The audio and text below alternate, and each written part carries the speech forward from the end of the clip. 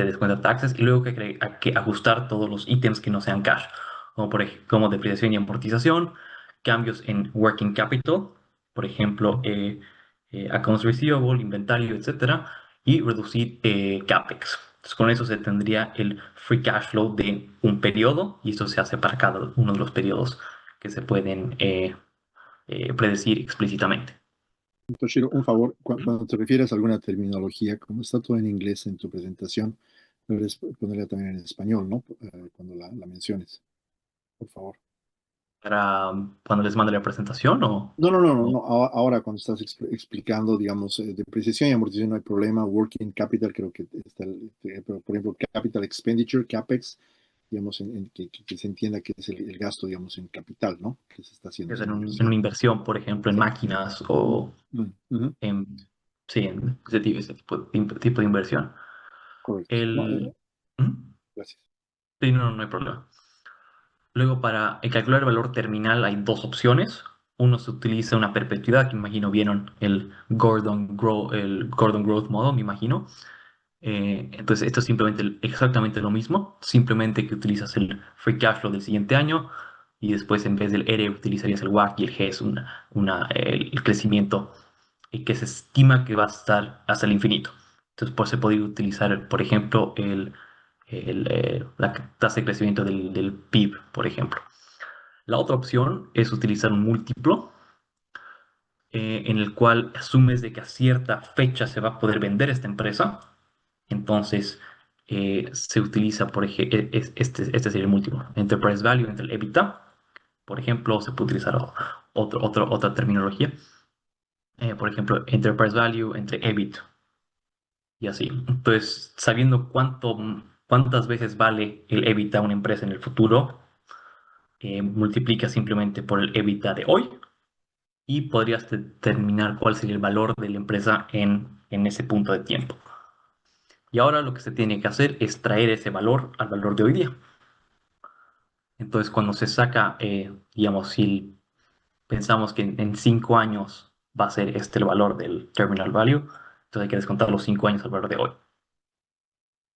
Ahora, ¿qué tenemos después para llegar al valor del equity? Tenemos el enterprise value, que es lo que hemos calculado acá, el valor de la empresa en total. Tenemos que reducir la deuda neta, es decir, deuda, bonos, etcétera, y luego reducir el cash, porque es con algo que lo podías repagar la deuda. Y finalmente, para llegar al costo por acción o el precio por acción, hay que dividir el valor del equity entre todas las acciones disponibles. ¿Alguien tiene algunas preguntas a la parte teórica del discounted cash flow?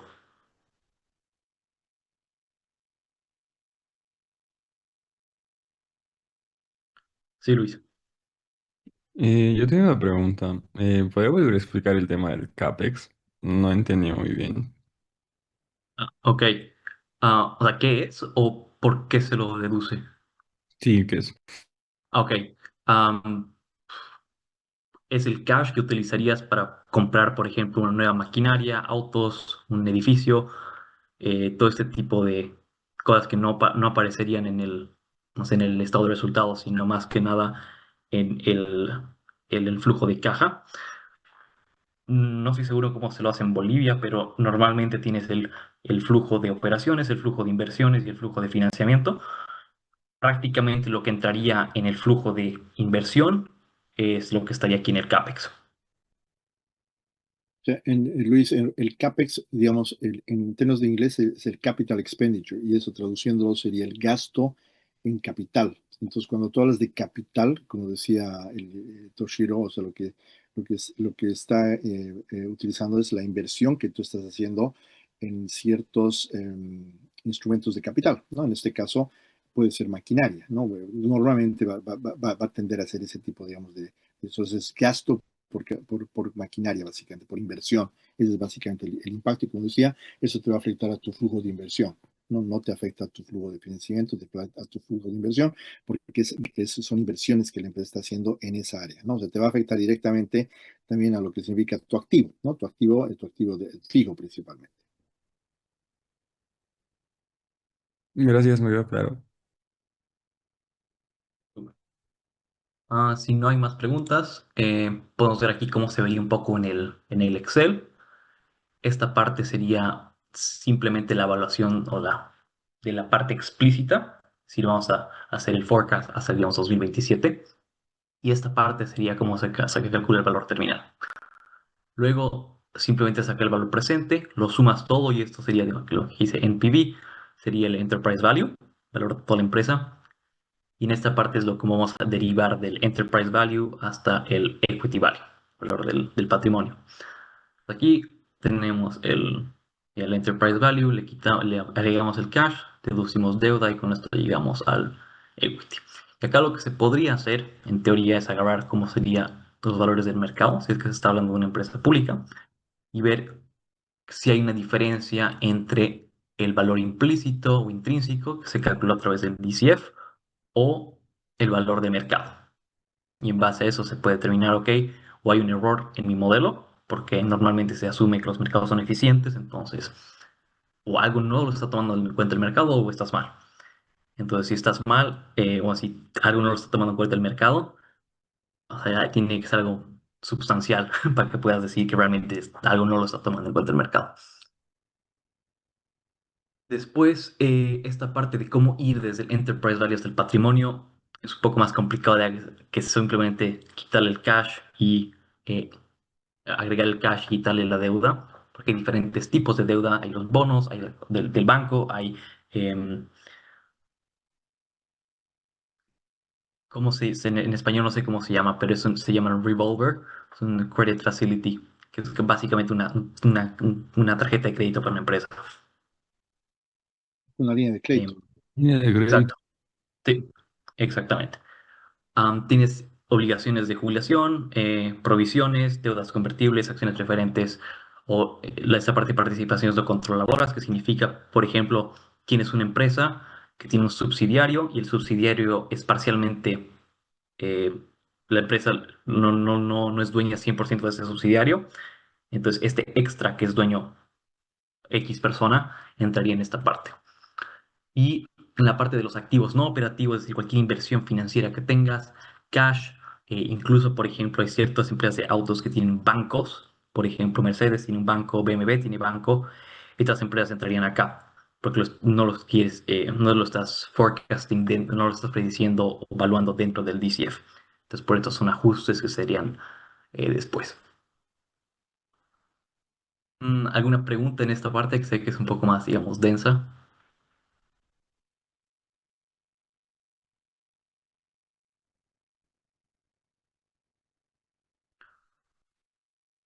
Ok. Ahora vamos a ir a la parte de los múltiplos. Entonces, lo que aquí se haría es agarrar diferentes empresas que son comparables. ¿Qué significa que sean comparables? Que sean básicamente, primero, la misma industria, tengan los mismos productos, tengan un negocio parecido, que estén más o menos del mismo tamaño, que su exposición geográfica sea parecida, de tal forma que se sean tan parecidas que al hacer un average tengas algo cercano a lo que debería valer tu empresa. ¿Qué es la lógica detrás de los múltiplos? La lógica es de que cualquier asset, no importa dónde esté, que sea igual, debería valer lo mismo donde sea que estés. Entonces, tratamos de encontrar algo para poder estandarizar esto. Entonces, normalmente se utilizaría los múltiplos del Enterprise Value entre el EBITDA, Enterprise Value entre Revenue, si es que es, por ejemplo, una empresa que es un startup, un emprendimiento que no tiene todavía profit, entonces el Enterprise entre las ventas, digamos, puede ser una forma de evaluar la empresa. Entonces, ¿cómo se saca esto? Bueno, primero hay que sacar lo que sería el enterprise value. Entonces, tienes la capitalización del mercado, luego la deuda, lo sumas, tienes el enterprise value de cada una de las empresas y luego lo tienes que dividir entre cada una de las métricas financieras. Luego, para sacar el valor de la empresa, agarras la media o el average o el promedio y lo vas a multiplicar por el EBITDA o las ventas que tú tengas en la empresa. Entonces, en este caso, digamos, el EBITDA de la empresa era 57,000, entonces lo que haces es 57,000 por 10,5. Entonces, este sería el valor del enterprise value de la empresa. Haz lo mismo con ventas y estos, digamos, tienen tus rangos. Luego le deduces la deuda, tienes el equity value y lo divides entre todas las acciones que tienes y con eso llegarías al precio por acción. Esto se utiliza mucho porque especialmente en banca, digamos que no que llega hasta de 100 millones de euros hasta 1 billón de euros, debido a que muchas de esas empresas no cotizan en bolsa. Entonces, no hay forma de, digamos, de poder hacer un discounted cash flow, porque tienes que tener proyecciones. Entonces, en una transacción, normalmente tú como banco no necesariamente haces las predicciones y prefieres basarte en lo que sería un template como este y sacas el valor de cuánto debería valer una empresa como esta. Y si es que incluso no tuvieras, no sé, el EBITDA o el EBIT en una transacción porque es confidencial, es igual interesante saber cuántas veces puedes vender simplemente viendo el múltiplo. Entonces, de esta forma igual se puede hacer como digamos, el approach inicial a tu cliente, si es que quisieras tener un contrato para vender o comprar una empresa. ¿Alguien tiene alguna pregunta sobre múltiplos o todo está claro? Yo tengo una pregunta. Sí. Hoy en la mañana estuve en una exposición justamente sobre temas de evaluación también, no de stocks.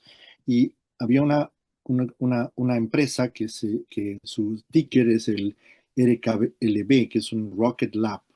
¿Ya? Es una empresa que, no sé si estás familiarizado con ella, pero es una empresa que está en la industria de la generación de cohetes, ¿no? De cohetes espaciales, básicamente, que tiene como 4 años básicamente de funcionamiento aquí en los Estados Unidos.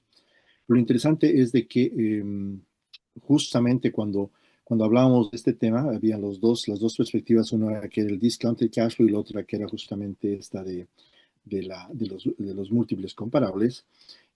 Salió el tema de que, bueno, o sea, yo solo tengo 4 años para hacer un flujo de caja. Eh, ok, hagámoslo quarterly, ¿no? Hagámoslo por cada quarter. Entonces, para tener más datos y poder hacer una proyección digamos, de su flujo de caja, por un lado. Pero por el otro lado, no existe una empresa comparable.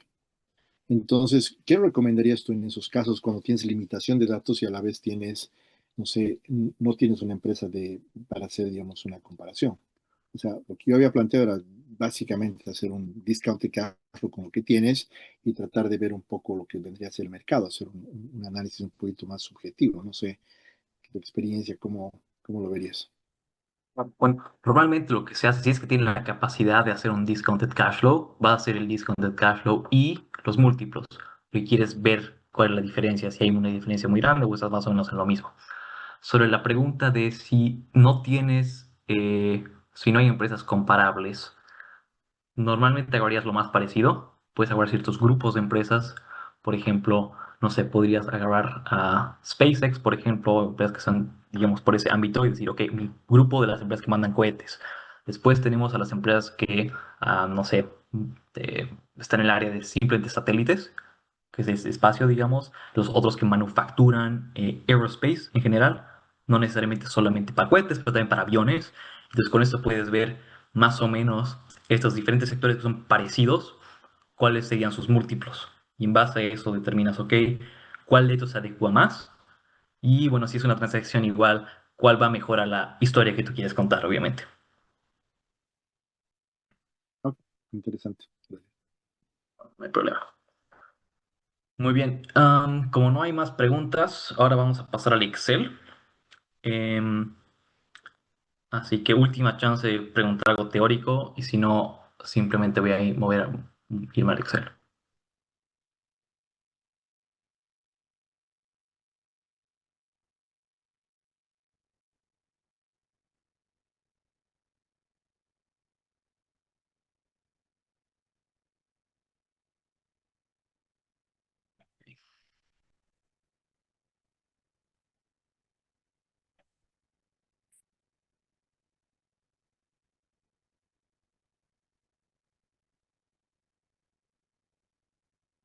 ¿Pueden ver la pantalla o...? Ahora sí. Ok. Ok, entonces ahora lo que vamos a ver es cómo se hace un modelo financiero para una evaluación. He utilizado el ejemplo de Coca-Cola. En este, en este caso, todo lo que está ahorita en verde, bueno, lo estoy ligando acá de, la, de los como datos originales, un poco de la eh, etiqueta de modelos financieros. Todo lo que sea una fórmula lo deberían hacer con un color negro. Lo que está linkeando a otras hojas con verde y cualquier cosa que sea un input que esté escrito tal cual hard-coded, se lo diría en inglés, se lo debería poner con azul. Entonces, de esta forma, una persona externa que está viendo el modelo por primera vez va a poder saber exactamente qué cosa realmente es una fórmula, dónde está viniendo este otro número y si es algo que es simplemente una assumption, por decirlo así. Ok, entonces, ¿cómo se empieza? Bueno, inicialmente habría que jalar los datos, pues si ya los tienen acá. eh, bueno, aquí tenemos el income statement, el balance. Esta es una empresa real, entonces obviamente hay muchos más entries de lo que tal vez verían normalmente en la parte de un libro, digamos, de contabilidad o de evaluación, y la parte del cash flow statement. Lo que aquí vamos a ver es cómo se construye un cash flow statement a partir de el balance y del income statement. Entonces, porque esta parte va a ayudar para después poder crear el free cash flow to the firm, que es básicamente esto, ciertos ajustes, más los investing activities o las actividades de inversión. Otra cosa importante de los modelos es tener dividido lo que sea tus cálculos, que en este caso está acá, de tus assumptions, o de dónde están viniendo, digamos, cuál va a ser tu crecimiento en ventas, cuál va a ser tus márgenes de ganancia, etcétera, etcétera. Entonces aquí teniendo los assumptions, en este caso simplemente para hacerlo mecánicamente, no los he analizado más profundamente, pero luego tengo otro modelo donde sí, entonces eso podemos verlo más adelante, pero aquí simplemente para ver la mecánica. Entonces, normalmente se empieza por las ventas, que simplemente aquí utiliza una tasa de crecimiento, es decir, la anterior por uno más la tasa de crecimiento de ese año. Entonces la que tengo aquí en los assumptions he dicho que es 2.5% y simplemente esto se va a ir copiando hasta acá. Después el COGS se va a hacer a través de un margen que estoy utilizando en los assumptions, que se va a multiplicar por el sales. Para la depreciación y amortización normalmente se hace como unos cálculos por separado. Entonces acá, por ejemplo, se va y se hace este tipo de schedule. Entonces quieres ver cuál es tu balance, digamos, al final de este año, cuál sería el principio, luego la depreciación, tu CAPEX y así. Entonces, de esta forma se puede a tener este schedule aparte y acá se puede hacer un forecast explícito. Por ejemplo, para depreciación, aquí decimos que es un porcentaje de, tu, de tus activos fijos del principio del año. Si quieres, si quisieran, podrían hacer a través de ambos, pero ahí tendrían como una iteración dentro del modelo de Excel que lo puede complicar todo, entonces es más fácil simplemente agarrarlo de arriba. Luego el CAPEX normalmente se lo hace como un porcentaje de tus ventas, porque mientras más creces, deberías tener más inversión, porque eso simplemente tiene sentido, no puedes crecer, a no ser que sea software, eh, mientras más creces necesitas más inversión. Quieres vender más poleras, necesitas más máquinas para producir poleras, por ejemplo. Después llegamos a los otros costos. Estos normalmente se hacen a través de márgenes. Entonces se utiliza el margen, digamos, el promedio de los anteriores años, o si se cree que va a cambiar, se utiliza otro. Luego llegamos a lo que sería el profit operativo, y aquí puedes ver que hay otro tipo de ganancias. Por ejemplo, aquí tenemos equity in ganancias de empresas que son parcialmente tuyas. O sea, hay veces que tú compras pues, estratégicamente, digamos, eres Coca-Cola y te compras una embotelladora en Bolivia. pero no te vas a comprar el 100% de la embotelladora, te vas a comprar, no sé, el 30%. Entonces, si recibes plata y si tienes ganancias de eso, de ese 30%, es lo que entraría acá, por ejemplo. Luego aquí llegamos con lo que sería interés. Normalmente se agarraría porcentaje de la tasa de interés que tienes por la deuda total que se tenga. Bueno, ya finalmente se hacen los diferentes ajustes y llegamos al net income. Luego de tener el income, el estado de resultados ya terminado, pasamos al balance. Acá lo último que se va a agregar es el cash, ¿ok? Entonces no vamos a poder ver que se balancee esto hasta el final. ¿Ok? Entonces lo voy a poner así mientras tanto. Bueno, aquí tenemos, digamos, short-term inversiones a corto plazo. Pues, aquí simplemente se hace un porcentaje. Por ejemplo, aquí elegí hacer un porcentaje de sales, de las ventas, por ejemplo. Y normalmente cuando tienes un activo operativo, puedes hacerlo así. O si en este caso, bueno, podría verse igual también un porcentaje de la deuda o algo así. O también se lo podría hacer explícitamente, ¿no? Si tú se estima o lo mantienes igual. Los receivables, que son las cuentas por cobrar, se lo utilizaría con los ratios de días en los que te vas a cobrar las cuentas por cobrar. Entonces, en este caso, eso sí se va a hacer como un forecast explícito de esto. Entonces, para los receivables, para las cuentas por cobrar, vamos a Assumptions G22, que sería aquí. Entonces, ¿cuántos días en promedio al año tarda en que cobres tus cuentas? Y teniendo esto, hay que multiplicar por tus ventas y lo divides entre 365 y con eso tendrías el valor de tus cuentas por cobrar. Es la misma lógica con los inventarios, pero no utilizarías las ventas, sino tu COGS. Otros, estos current assets, más fácil, simplemente un porcentaje de ventas, y que es un activo operativo. Property, plant and equipment, que son los activos fijos, ya los calculamos acá. Si es que sabíamos, ya tenemos la depreciación, el CAPEX, simplemente se los suma a todos y llegamos a este valor.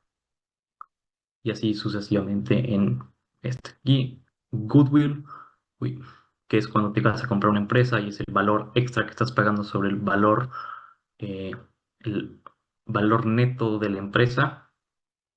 Entonces, si estás pagando más que eso, desde un punto de vista contable, entonces tendrías lo que se llama el Goodwill. Normalmente, bueno, si no estás esperando tener más adquisiciones, lo puedes mantener constante. Y si no, habría que hacer una assumption, por ejemplo, porcentaje de ventas, un porcentaje de total assets o algo así. Aquí, bueno, los deferred tax assets, siempre los mantuve aquí esos dos para constantes, para que sea un poco más fácil para el forecast. Para acá se puede, en este caso creo que hice para la deuda un schedule aparte. Entonces tenemos lo que es la deuda a corto plazo, a largo plazo. Y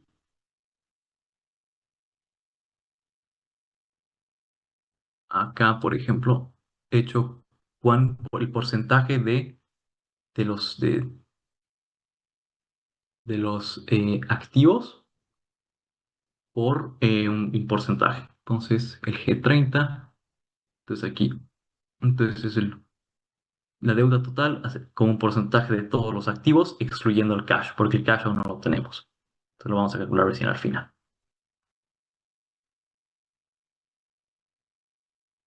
Bueno, y así se va yendo uno por uno. Normalmente lo que sea un K, aquí creo que lo dejé, accrued payroll, que sería, digamos, de los salarios. Sería algo operativo, entonces sí, se podría hacer un forecast por porcentaje de las ventas. Toshiro, ¿puedes ir un ratito a tu hojita de assumptions, de supuestos? Sí, Ok, solamente para tal vez aclarar un poco para los chicos. sí, eh, Estos supuestos que tú te estás planteando aquí están relacionados directamente con los tipos de cuentas que tienes tanto en el balance como en el estado de resultados, ¿correcto? Entonces, por ejemplo, Correcto. que tú decías, ok, si yo tengo, digamos, cuentas por cobrar, entonces yo necesito en esta hojita, ¿no? Que son mis supuestos, crear, digamos, cuál va a ser la tasa de crecimiento que va a tener, digamos, o la rotación que va a tener las cuentas por cobrar hacia el Sí, futuro. Y eso es lo que voy a utilizar para proyectar lo que van a ser mis valores a futuro, ¿correcto? correcto. Sí, Y eso estoy haciendo para cada una de las cuentas que necesito justamente proyectar, con excepción del efectivo, que el efectivo va a ser correcto. la cuenta justamente de ajuste final. ¿Sí? Correcto. Ok. Sí, Entonces, eso es importante, chicos, aclarar, porque en la dinámica de explicación de Toshiro, esa es la forma en la cual, digamos, hace el trabajo, ¿ya? Pero inicialmente, como ustedes han visto, él ha creado una página que se llama de supuestos. Esa página de supuestos es la que va a ligar todos los crecimientos que va a tener luego en las proyecciones de su balance y de su estado de resultados. Entonces, en otras palabras, si digamos yo agarro, por ejemplo, como dice aquí en la columna, creo que es C6, que es el Sales Growth, que es el crecimiento, por ejemplo, de las ventas.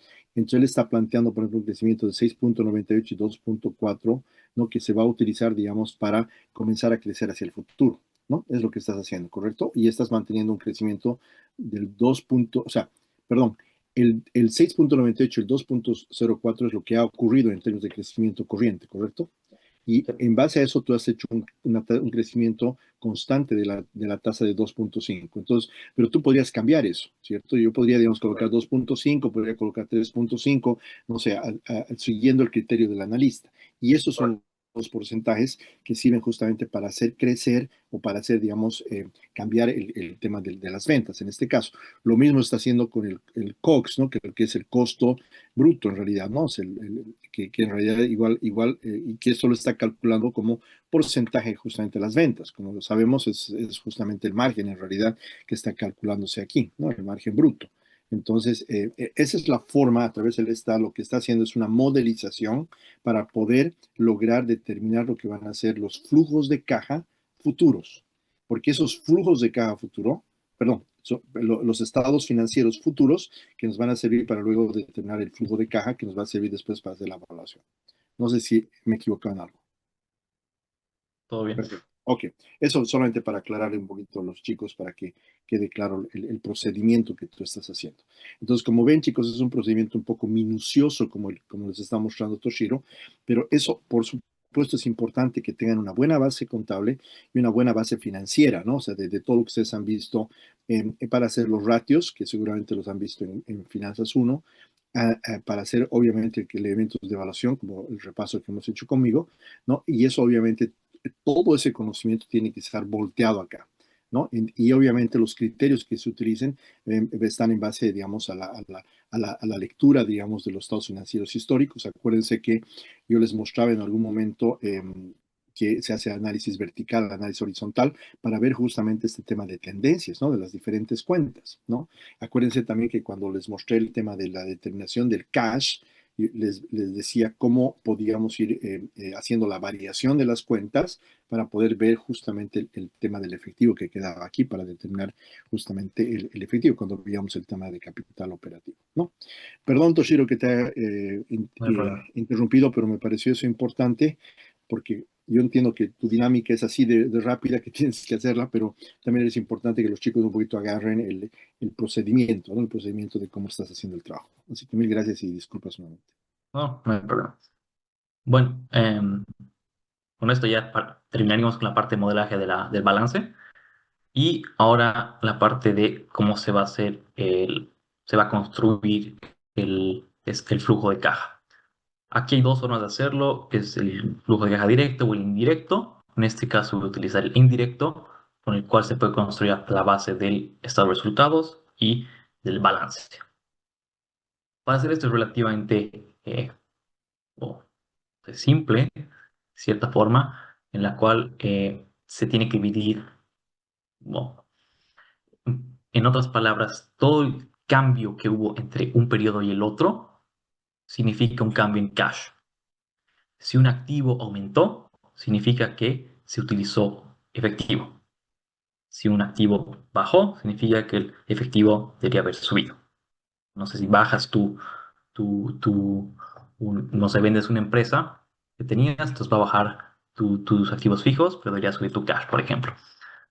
Y de tus pasivos, si un pasivo sube, por ejemplo, la deuda sube, significa que deberías tener más cash. Si tu deuda baja, significa que la has pagado.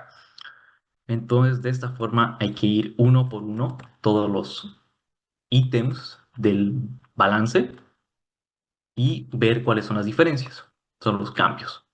Entonces, en este caso, acá tienes los cambios de los activos operativos.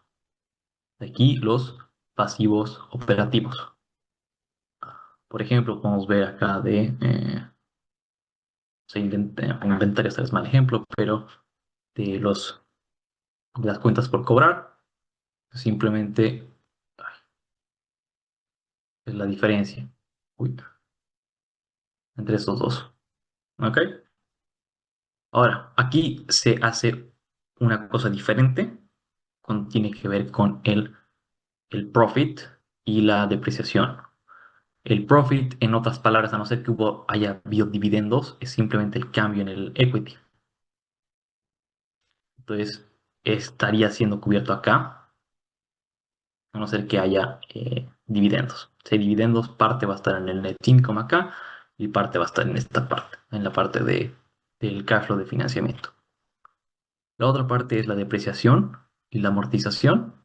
El cambio en los activos fijos es simplemente la depreciación y lo que hemos hablado hace un rato, el CAPEX.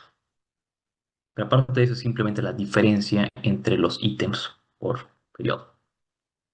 Si me permites, Toshiro, chicos, Sí. esto también, acuérdense que lo hemos visto, ¿no? Justamente para poder ver el tema del uso del efectivo, ¿no? Entonces, yo les había mostrado cómo necesitamos ver cuenta por cuenta la variación que había habido en cada uno de estos elementos y cómo a través de eso podríamos llegar al flujo operativo, luego llegamos obviamente al flujo de financiamiento y al flujo de inversiones, es lo que está haciendo Toshiro, solamente que la estructura que él tiene es un poco diferente, digamos, en la modalidad que yo les había mostrado, pero en realidad sigue siendo lo mismo, porque en realidad lo único que está viendo, fíjense, está viendo el cambio en lo que significan las cuentas por cobrar, cambios en los inventarios, cambio en lo que significan tus activos corrientes, en cada una de las cuentas, cómo te ha ido fluctuando. ¿Por qué eso es importante entender? Porque esto en realidad lo que nos está generando es el cambio del cash que tú has hecho. Porque si tú, por ejemplo, has tenido, digamos, tus cuentas por cobrar, se te han reducido, significa que ha ingresado cash, porque quiere decir que has cobrado, ¿no? Si tus inventarios se han subido, entonces significa que has comprado, entonces hay un incremento en tu cash. Entonces, él quiere medir eso para poder utilizar esos datos para poder proyectar lo que van a ser sus flujos de caja futuro, ¿no? Entonces, eso es súper importante entender la metodología que nace justamente del manejo de los estados financieros para llegar a lo que significa tu flujo de caja, ¿no? Y en algún momento yo les decía, tenemos que entender de que el método indirecto llega a través del estado de resultados que nos va a llegar al flujo de caja. Perdón otra vez, Toshiro, por haber interrumpido. No hay problema, pueden interrumpirme sin problemas. Ok, ahora, ¿cómo revisamos si está bien lo que hemos hecho acá en el flujo de caja? Ahora es la parte donde tenemos que agregar aquí. Entonces, si sabemos cuál es el cambio, esto es lo que hubo cambio en cash, en efectivo, entonces simplemente hay que sumarle al efectivo que teníamos en el anterior periodo. Entonces, cuando lo sumamos, aquí tengo un check en el cual va a revisar si los pasivos y el patrimonio es igual que todos los activos. En este caso es así. Entonces, si es que esto es verdad, entonces se hizo el flujo de caja adecuadamente. ¿Ok? Ahora vamos a ir a la parte de evaluación, que era un poco la preparación de todo eso, era para poder llegar a esta parte. Entonces, lo que queremos sacar es el free cash flow to the firm para poder calcular el enterprise value. ¿Ok? Entonces empezamos inicialmente con el EBIT, luego vamos a sacarle el tax y llegaríamos el EBIT después de taxes, que también se le llama el NOPAT, el Net Operating Profit After Tax, que sería la ganancia operativa neta después de impuestos. Luego se va a hacer básicamente los mismos ajustes que sería para el cash flow operativo. Y le vamos a deducir también el CAPEX. Y bueno, aquí si ven es básicamente estos mismos ajustes de acá. ¿Ok? Al tener todo esto llegamos a lo que sería el Free Cash Flow to the Firm.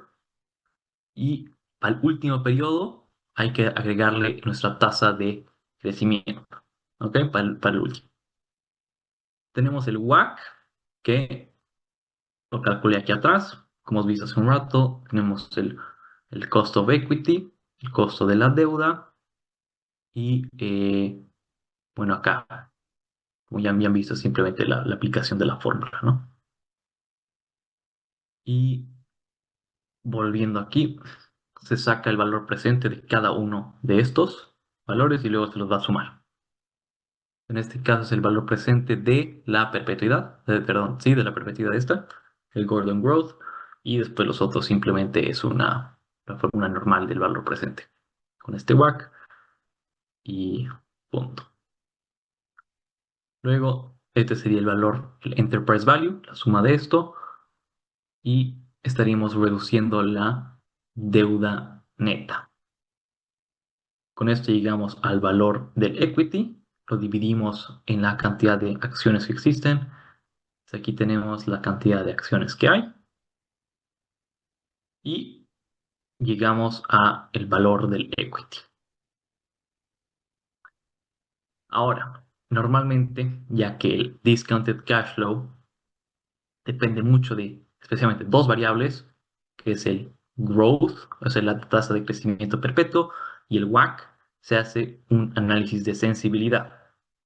Entonces, ¿qué significa eso? Queremos ver cuál sería el enterprise value si es que nuestro WACC o nuestra tasa de crecimiento perpetua cambiaría.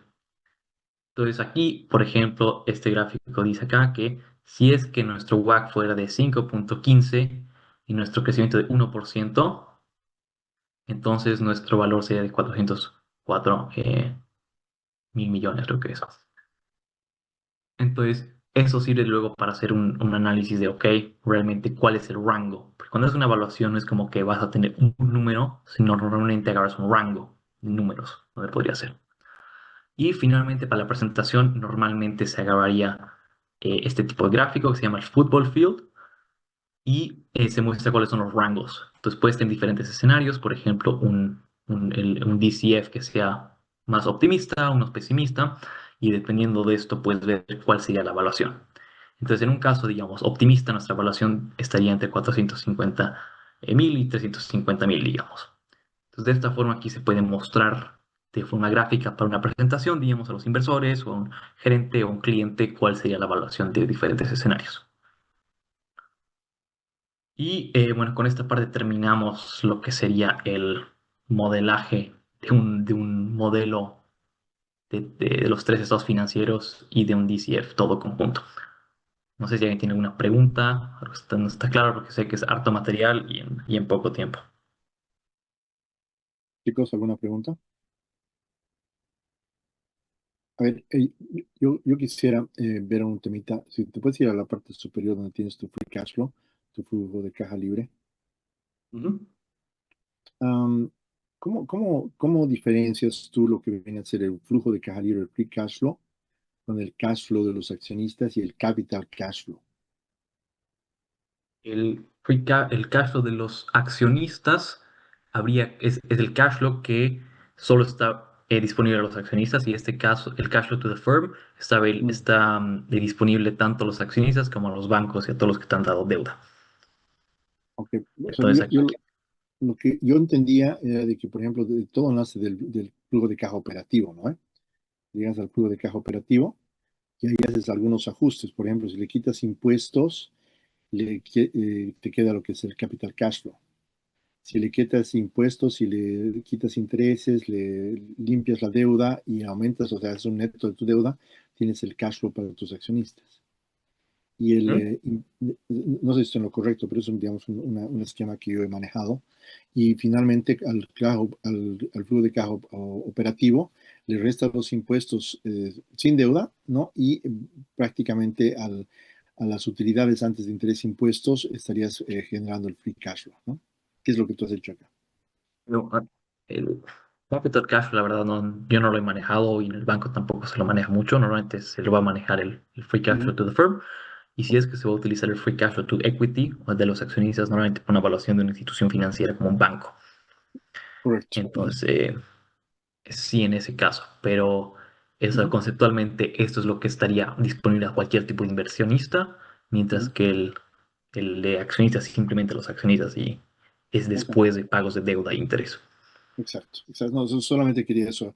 Entonces, lo que pasa es de que en la presentación que yo tengo, justamente les explico eso, ¿no? Para que quede un poquito claro, digamos, de que no solamente se puede llegar al free, y eso es importante que lo entiendan, chicos, al free cash flow, sino que dependiendo también del tipo de objetivo de información que tú quieras manejar, también tienes el flujo de caja, que es el capital cash flow, y tienes también lo que significa el tema del cash flow para los accionistas. Y como decía Toshiro, es justamente cuando tú le quieras a quitar lo que va a ser justamente tus intereses y cualquier cambio en lo que significa tu deuda.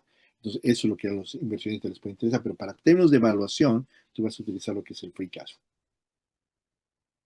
Gracias. No hay problema. Ah, Ah, un temita más para que ese tu cuadrito de sensibilización que tú has hecho acá, correcto. Ujú, eh, en GS, ahí del WAC, exacto, sí. ujú. ¿Cómo lo has armado? Me gustaría que si nos puedes explicar eso un poquito, porque obviamente entiendo de que existe una función, ¿no? En el Excel que te permite hacer eso. Y eso, chicos, acuérdense que nosotros en algún momento hemos utilizado el GoalSeek. Esto es mucho más interesante que el GoalSeek. No sé si les puedes explicar eso, por favor. Porque es un tool maravilloso que tiene el Excel. Bueno, este es, tal vez un manejo de escenarios un poco más avanzado. Lo que se tiene que armar es primero una tabla que se vea así. Y aquí se van a poner los inputs que quieres que se cambie. En este caso, digamos, el costo de la perpetuidad. También podría ser un margen, podría ser un múltiplo, y puede ser la variable que ustedes quieran. Y aquí el WACC sería la otra variable. Aquí lo importante es de que no se los linkee arriba, sino que sea un hard code, porque si no, no va a funcionar bien esta herramienta. En esta parte se tiene que agregar cuál es la variable o el resultado que se quiere sensibilizar. En este caso, quiero saber cuál es el valor del enterprise value utilizando los diferentes valores de las variables. Teniendo esto en cuenta, luego se lo selecciona todo, se va a data, what if analysis y lo que se llaman data table. En el row, que sería aquí, vamos a agregar cuál es la variable que queremos que sensibilizar, entonces sería esta. Y en la columna tenemos la tasa de crecimiento perpetuo, que sería acá. Ponemos OK y aquí genera. O sea, acá simplemente ya te generó cuáles son. Está como atrás de la máquina, viendo todo, está volviendo a cubrir todo el modelo usando estos diferentes inputs en vez de, digamos, en vez de 6.15, has utilizado el 5.65 y ha vuelto a cubrir todo con ese número. Entonces, eso es cómo funcionan las data tables. Sacame una duda. Ese what if análisis que has utilizado, ¿ya está Sí. incorporado en el Excel o tienes que adicionarle un add-ins? Que yo sepa, ya está. O si no, hay que hacerle un add-in de Data Analysis Tool, si no me equivoco. Pues no, no me acuerdo. Eso es importante, chicos, que si quieren utilizar este tipo de herramientas, bueno, el Excel, si algunas herramientas ya te las ofrecen directamente, pero si no, tienen que ir a las propiedades y ahí buscar las adicionales, los add-ins, y ahí debes tener el tool pack, ¿no? Donde tú puedes justamente adicionar no solamente este, sino tienes un montón de otro tipo de herramientas que te sirven justamente para hacer este tipo de elementos. Esta herramienta que nos ha mostrado ahora Toshiro es súper importante, súper útil porque te está haciendo un cruce matricial, estás haciendo cruces de datos y te está dando un valor básicamente óptimo, ¿no? Que sería el del medio, ¿correcto? Es el óptimo, pero es el valor Ujú. de, o sea, este es el valor que tengo actualmente. Claro. Entonces, nuestro, digamos, caso base sería el que tenemos en todo el modelo explícitamente ahí. Ujú. Entonces, este es el que está al medio. Pues nosotros pensamos que es el base. Vale, ok. Chicos, ¿alguna pregunta? Aprovechen.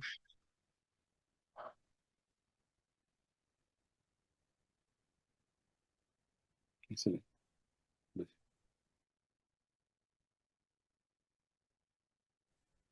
Espero que sea porque han entendido todo y no porque no han entendido nada. Bien. No sé si tienes todavía algo por compartir con nosotros. Tengo algunos modelos tal vez un poco más avanzados que puedo mostrar como, estos sí no los voy a poder mandar, Ujú. pero les puedo mostrar como que tres Esta cosas planilla más que, avanzadas. Ujú. perdón que te corte, esta planilla va a ser posible que la puedas compartir con nosotros. Sí, sí, lo voy a mandar, algunas cosas las voy a sacar. Por Ujú. ejemplo, el modelo de un merger, de una fusión, Ah, esto no necesitan. ujú, Un modelo de un leverage transaction tampoco lo van a necesitar, pero ujú. simplemente este de Coca-Cola sí se los puedo mandar. Ok, perfecto. Sí, a ver, danos una muestra de algunos, un modelito más o dos, no sé. Y Muy bueno, y bien. sobre esa base, a ver si hay alguna otra pregunta adicional. Claro. Bueno, este es una evaluación un poco más compleja, donde hemos utilizado 5 modelos de evaluación, aparte de los que hay, para que sepan que no es solamente el discounted cash flow o el dividend, sino hay otros. Entonces, en este caso, bueno, aquí la derivación es exactamente la misma de lo que hemos visto antes, simplemente por otra empresa. Acá tenemos, por ejemplo, el de Free Cash Flow to Equity, lo que habíamos visto hace un tiempo, hace un rato que hablamos con Mauricio, que es lo que es el cash que estaría disponible a los accionistas, y esto se lo va a descontar, pero esta vez no al WACC, sino al costo de equity. Importante. Acá tenemos lo que vimos aquí, el discounted cash flow tradicional del Free Cash Flow to the Firm.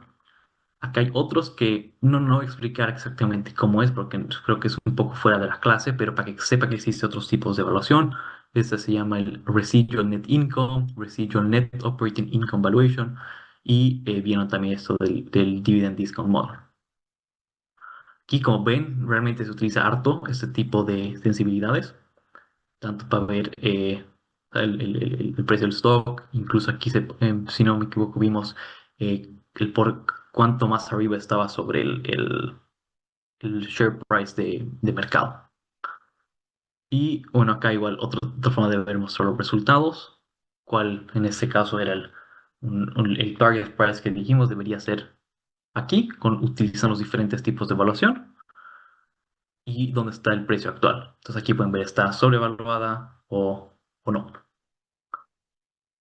Acá igual vimos cómo se hace el forecast, digamos, de las ventas. En el de Coca-Cola era simplemente una tasa de crecimiento, pero en un análisis un poco más profundo se haría muchísimas más supuestos. Por ejemplo, estos era para todos los supuestos que utilicé para la proyección de las ventas de esta empresa. Entonces, por ejemplo, en este caso yo utilicé dividirlo por grupo de producto. Entonces era este Lauder, desde cosméticos. Entonces aquí todo lo que digamos skincare, makeup, perfumes y cosas de pelo. Y dentro de cada uno utilizar cuál es la distribución y el crecimiento dentro de cada uno de los países donde están available. Entonces, esta es una proyección mucho más granular, que obviamente da algo más preciso que simplemente ahora un growth rate en general. Y pues sí, entonces con esto ya, cuando se hace las ventas, acá se puede ver exactamente, ok, cuánto ha sido en skincare, cuánto ha sido en makeup, y también de otra forma pues, se podría haber visto cuál habría sido la distribución por país o por región. Entonces, bueno, me parece interesante para mostrar cómo en una transacción tal vez más a detalle se podía ver. Y eh, no sé, ¿tiene alguna pregunta sobre esto? No voy a pasar a otro modelo.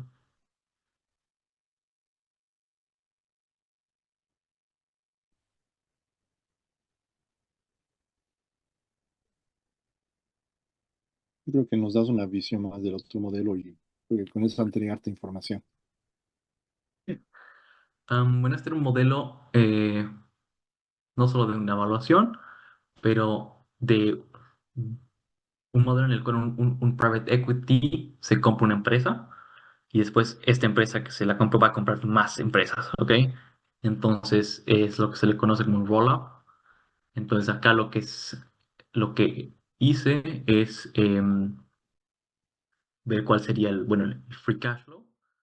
Entonces, lo que habría que hacer es otra vez hacer, digamos, lo que hemos construido de los three states, de los tres estados financieros. Sin embargo, acá habría que hacer, digamos, un ajuste y consolidarlos, las dos, porque vas a estar comprando más empresas, entonces consolidas las nuevas que están entrando con la que tienes actualmente. Entonces, en este caso, esto sería la principal, la plataforma, y aquí serían las empresas extra que están viniendo. Entonces, aquí se ha hecho una consolidación relativamente simple, pero con esto puedes ver cuál sería el EBITDA o el revenue o las ventas totales. Con esto se puede hacer ya una evaluación. Y bueno, acá tengo varios como switches, por decirlo así. Por ejemplo, en el cual puedo decir que no haya estas adquisiciones extra. No. Entonces, si van a ver acá, esta parte es cero. Entonces, en una evaluación, me interesaría saber, ok, ¿cuánto es el valor de la empresa si es que no hago estas adquisiciones extra? Entonces, acá, no se formateó bien, pero es como una forma de mostrar los resultados. Entonces, pues, se pueden aquí mostrar los diferentes escenarios. Entonces, por ejemplo, aquí tenemos el caso base. Entonces, cada vez que compro una nueva empresa, estoy teniendo una ganancia de 3%. Entonces, ¿cuánto es el valor que tengo? Y aquí puede estar en diferentes escenarios, incluso una evaluación que no tenga nuestras adquisiciones extra. Entonces, es interesante cómo se puede ver, digamos, las evaluaciones con diferentes escenarios y bueno, así una forma de mostrarlo.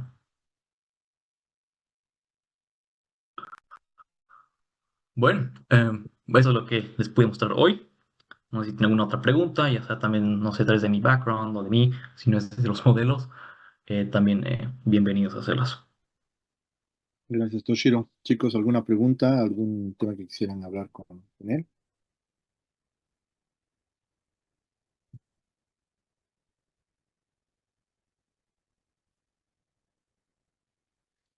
Yo tengo una pregunta, algo que, por ejemplo, no he visto. ¿Ustedes utilizan algún tipo de, cuando hacen evaluación de, digamos, de sensibilización a través, por ejemplo, de estos softwares como el Crystal Ball o el At-Risk? Cuando una vez que han determinado, por ejemplo, el valor de la empresa.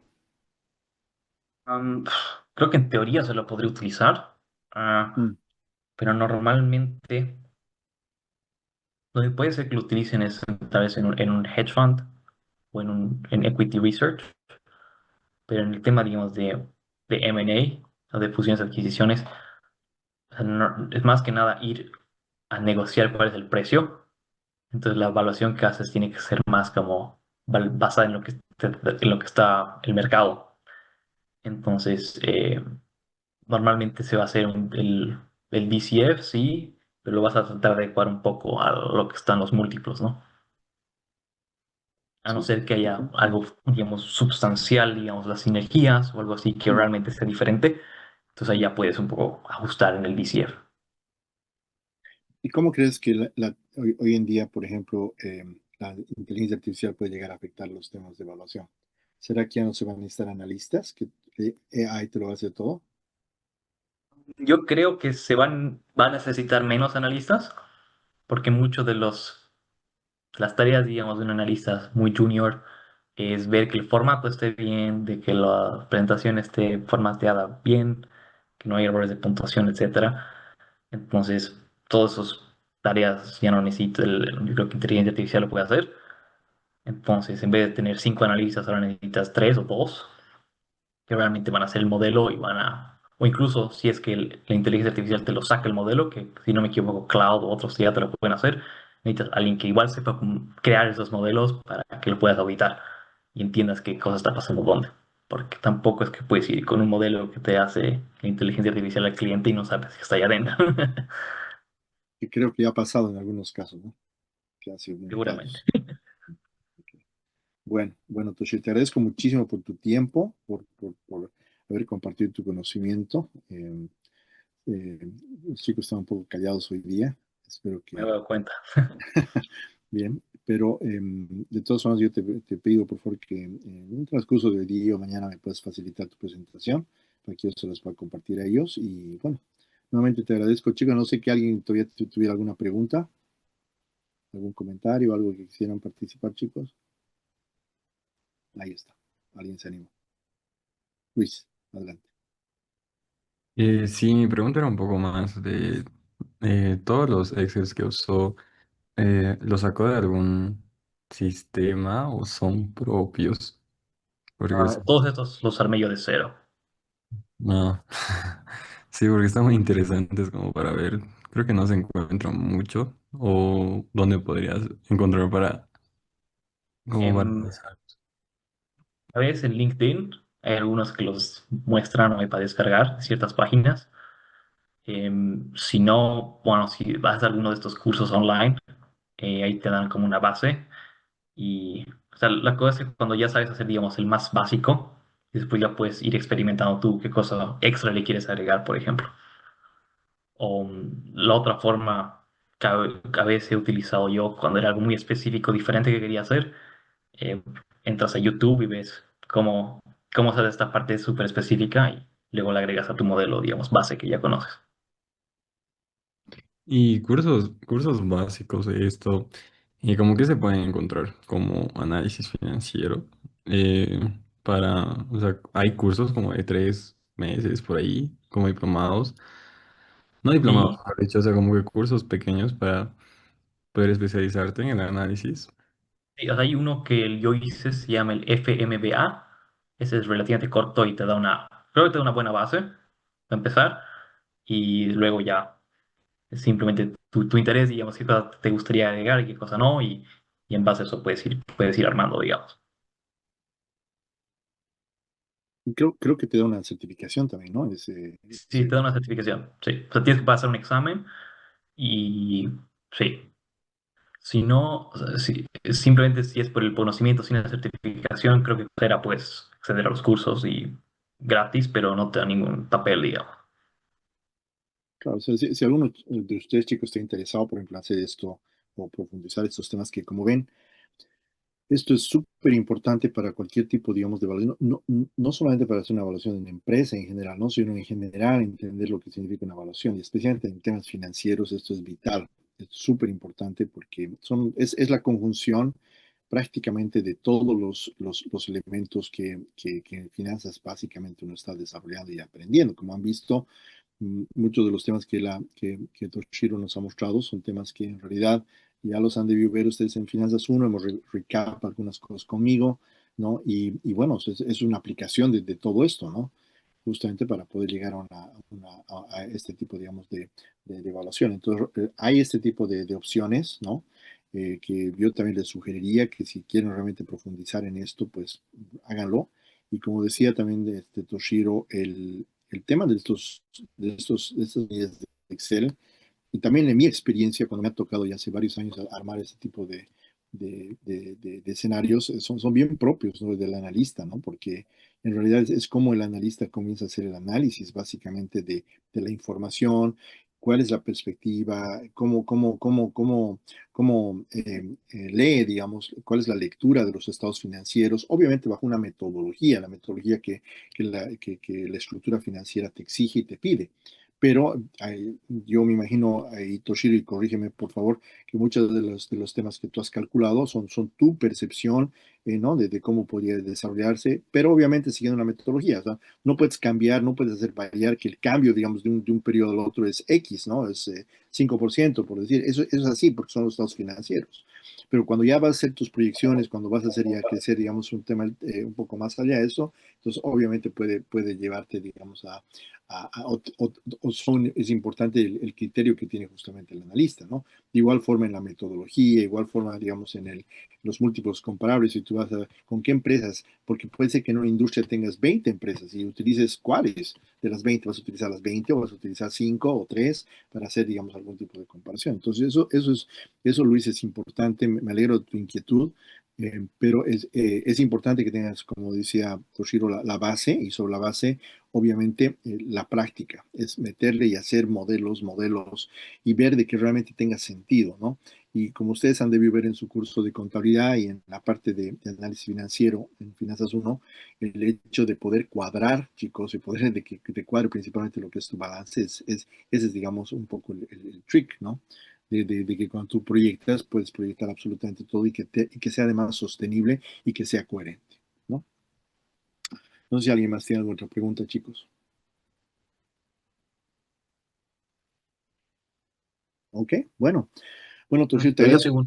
Sí, claro, yo te claro. otra vez una pregunta a la clase. A No ver. sé si pueden levantar la mano a los que les interese entrar, no sé, a banca de inversión o ese tipo de carreras, si alguien está interesado. Y si alguien está interesado, bueno, yo puedo hablar un poco de eso. Es una experiencia más europea, pero igual.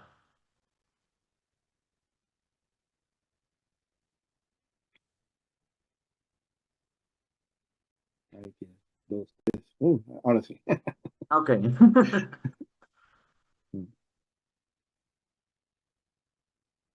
Tal vez, no sé, Luis, pues puedes empezar hasta ahí. ¿Qué área, no sé, te parece interesante de banca de inversión o qué es como que tu idea, que te gustaría estar en esa área? Bueno, tal vez no en sí como banca de inversión, sino tanto un poco más en el análisis. Tengo un tío que trabaja en el banco y él básicamente se encarga de dar créditos. Ok. Y la verdad es que siempre, bueno, no siempre, pero alguna vez me puedo leer los libros que él tiene y siempre ¿Mm? me interesó, o sea, cómo hacen las evaluaciones de valores presentes y todo eso para ofrecer los créditos, las tasas. Y sí me interesaría como que aprenderlo a otro nivel, que bueno, yo consideraría otro nivel como que en otro idioma. Y nada, pues igual el otro año como que tenía pensado hacer un intercambio con la universidad y poder ir a Alemania, a Regensburg, para ser más específicos, ¿Mm? y poder hacer una pasantía en eso, ¿no? Y este curso que me dio me puede servir mucho para poder hacerlo, ¿no? Sí, sí, sí, no. Si, bueno, si vienes a Alemania o estás acá, que puedes contactar tranquilamente. Mm, Esther, tal vez tu opinión, o de qué área de finanzas te parece interesante.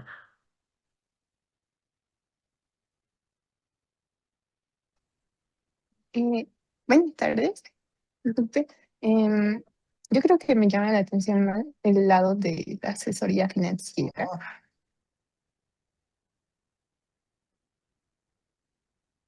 ¿Sí se me escucha?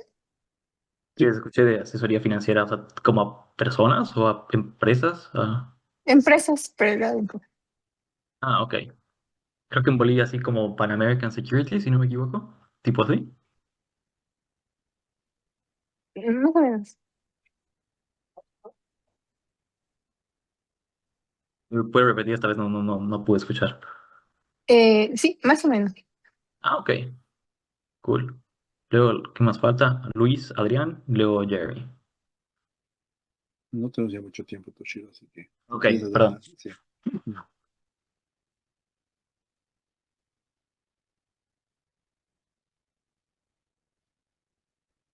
Ok.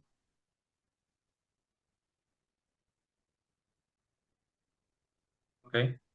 Esa parte interesante, si te interesan IPOs, Initial Public Offerings, igual los de evaluación es súper importante, así que eh, interesante, digamos, si te interesa ir más a profundidad por ese lado, digamos. Y ahora, Jeremy. Sí, sí, sí.